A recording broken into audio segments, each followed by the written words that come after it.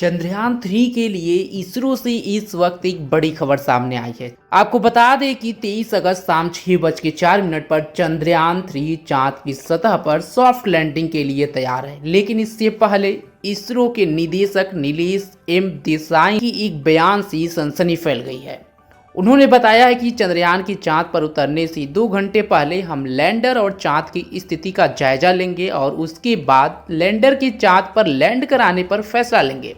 अगर हमें लगेगा कि लैंडर या चांद की स्थिति उतरने के लिए ठीक नहीं है तो हम इसे 27 अगस्त के लिए आगे बढ़ा देंगे।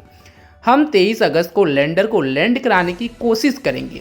नीलेश एम देसाई के इस बयान के बाद अब लोगों को थोड़ा सा डर सताने लगा है। अब इसमें इसरो निदेशक का वो पूरा बयान जिसमें वह चंद्रयान 3 की लैंडिंग को लेकर बात करते हुए नजर आ रहे हैं। के ऊपर से देता रहेगा।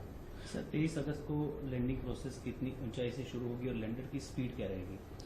तो जैसा कि मैं बता रहा था कि प्रोपल्शन मॉड्यूल तो चंद्र की कक्षा में घूमता रहेगा और साथ में उसके साथ जो लैंडर मॉड्यूल है जिसको कि हम सॉफ्ट लैंडिंग कराने की कोशिश कर रहे हैं, तो वह 17 अगस्त को लगभग 157 बाई 167 किलोमीटर की कक्षा में था।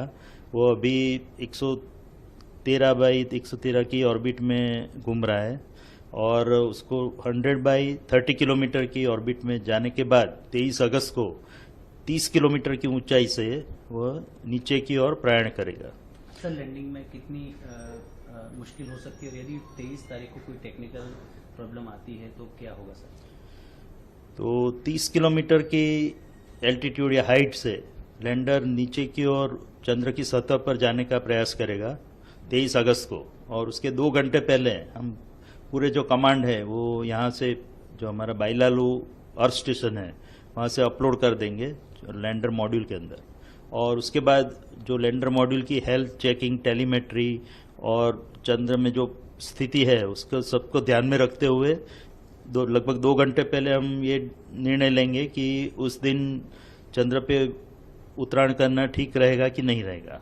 तो अगर मेरे ख्याल से कोई और मुश्किल तो आने वाली है नहीं और हम पूर्णतया 23 अगस्त को ही चंद्र पे उतरने का प्रयास करेंगे।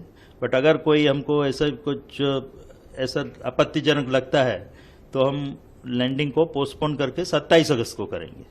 तो उसके लिए भी हमने पूरा सावधानी बरती है और उसके लिए जो भी कार्य करना है वो जो सब प्रणाली है वो सब भी तैयार रखी है। तो हम जो मोस्ट प्रोबेबली हम 23 अगस्त को ही उत्तरायण करेंगे, अन्यथा 27 अगस्त को। और 23 अगस्त को 30 किलोमीटर की हाइट से वो लैंडर नीचे उतरने का प्रयास करेगा। तो और उसकी जो वेलोसिटी होगी 30 किलोमीटर की हाइट पे वो लगभग 1.68 किलोमीटर पर सेकंड, जो काफ़ी गति मानी जाती है, स्पीड मानी जाती है, उससे वो नीचे की ओर प्रयाण करेगा। और जैसा कि आपको पता है चंद्र का जो गुरुत्वाकर्षण है वो उसको नीचे की ओर खींचेगा। तो उसके बाद वो इसलिए हमको जो थ्रस्टर इंजन है उसको रेट्रोफायर करना पड़ेगा जिससे कि उसकी स्पीड कम होती जाए और धीरे धीरे जब चंद्र की सतह पर पहुंचेगा तब लगभग 0 स्पीड हो जाएगी उसकी। तो उसके लिए हमको इंजन थ्रस्टर फायर करेंगे। तो ऐसे 4 थ्रस्टर इंजन हमने लगाए हुए हैं लैंडर मॉड्यूल में। तो पहले 30 किलोमीटर से वो 7.5 किलोमीटर पे आएगा, वहाँ से 6.8 किलोमीटर पे आएगा। उसके बाद वो 2 इंजन हम बंद कर देंगे और फिर 2 इंजन से ही नीचे की ओर प्रयाण करेगा। जो 2 इंजन उसको रिवर्स थ्रस्ट देंगे, जिसके कारण जैसा कि मैंने बताया जब 30 किलोमीटर पे था उसकी गति 1.68 किलोमीटर पर सेकंड थी, वो 6.8 किलोमीटर तक आते आते 350 मीटर पर सेकंड तक हो जाएगी, यानी कि 4 गुना कम हो जाएगी। उसी तरह वो 6.8 किलोमीटर से फिर 800 मीटर तक आएगा और तब लगभग उसकी स्पीड जो है वो 0 मीटर पर सेकंड जैसी हो जाएगी। और उसके बाद सीधे 150 मीटर तक नीचे प्रयाण करेगा जिसको वर्टिकल डिसेंट बोलते हैं।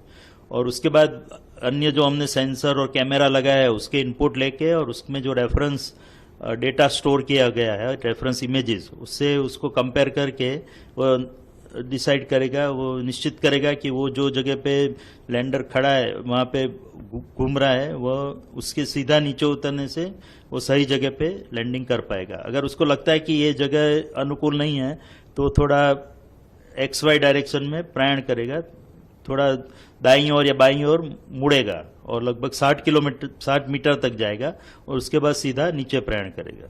तो ये दोनों सिनेरियो हमने प्रोग्राम किए हुए हैं और अगर उसको लगता है कि वो बिल्कुल ही अलग जगह पे पहुंच गया है जिसकी संभावना काफी कम है, बट तो भी हमने उसके लिए जो बोलते हैं कि साल्वेज मोड, एक इमरजेंसी मोड भी रखा हुआ है जो उसको ऑटोमेटिक लैंडिंग की ओर ले जाएगा, जिसमें वो खुद ही निर्णय करेगा कि कौन सी जगह श्रेष्ठ है उतरने के लिए। क्योंकि आपको पता होगा कि हम साउथ पोल यानी कि जो चंद्र के दक्षिण ध्रुव की ओर जा रहा है, कि वहां की जमीन बहुत ही उबड़ खाबड़ है, उसमें काफी क्रेटर्स और बोल्डर्स है, तो जमीन उतनी सपाट जमीन नहीं है जो कि विषुवत वृत्त पे पाई जाती है। तो बाकी जो भी लैंडिंग हुए हैं दूसरे देशों द्वारा, अमेरिका या चीन या रशिया द्वारा, वो सब लैंडिंग विषुवत वृत्त पे हुए चंद्र के, जहाँ की जमीन काफी सीधी और सपाट जमीन है, तो उसमें उतरना रिलेटिवली बहुत ही इजी रहता है। बट उसको छोड़ के हमने साउथ पोल की ओर प्रयाण किया है 70 डिग्री लैटिट्यूड पे, और जहाँ की जमीन काफी उबड़ खाबड़ है, हेजार्डस है जिसको कहा जाए, तो उस जमीन में से हमको एक सपाट एरिया फाइंड आउट करना है, जो एरिया जिसमें उतनी उबड़ खाबड़ जमीन ना हो, तो वो फाइंड करने के लिए हमने 4 बाई 2.4 किलोमीटर का एक एरिया आइडेंटिफाई किया है, लैंडिंग साइट जिसको बोलते हैं, और उसमें उसको अलग अलग 24 मीटर के भागों में डिवाइड कर दिया गया है। तो और उसमें से एक जगह पे हम उत्तरायण करेंगे, यहाँ पे नीचे प्रक्षेपण करेंगे, और जैसे कि मैंने बताया वो जगह अगर ठीक नहीं है तो थोड़ी उसमें से ही लगभग 3900 ऐसी सब इमेजेस हमने स्टोर करके रखी है। उसमें से जैसा कि मैंने बताया वो 800 मीटर से सीधा नीचे वहीं पे उतर जाएगा, और खासकर वही आइडियल साइट है हमारे लिए। बट कुछ अगर थोड़ा बहुत जरूरत पड़ी तो थोड़ी साइड में खिसक के दूसरी एक साइड पे जाएगा, जो भी रिलेटिवली सेफ साइड रहेगी। और जैसा कि मैंने बताया अगर 23 अगस्त को हम उतरने का प्रयास नहीं करते और 27 अगस्त को करते हैं, तो वो लगभग जो मेन साइट है उससे 400 से 450 किलोमीटर दूर रहेगी, यानी कि अहमदाबाद के बदले हम बम्बई में उत्तरायण करेंगे, उस प्रकार का सीनरी होगा। बट वो साइट भी उतनी सही नहीं है जो पहली साइट है, बट फिर भी उसमें भी हम सफलतापूर्वक नीचे लैंडिंग करने में सफल हो जाएंगे, ऐसी हमारी पूरा कॉन्फिडेंस है।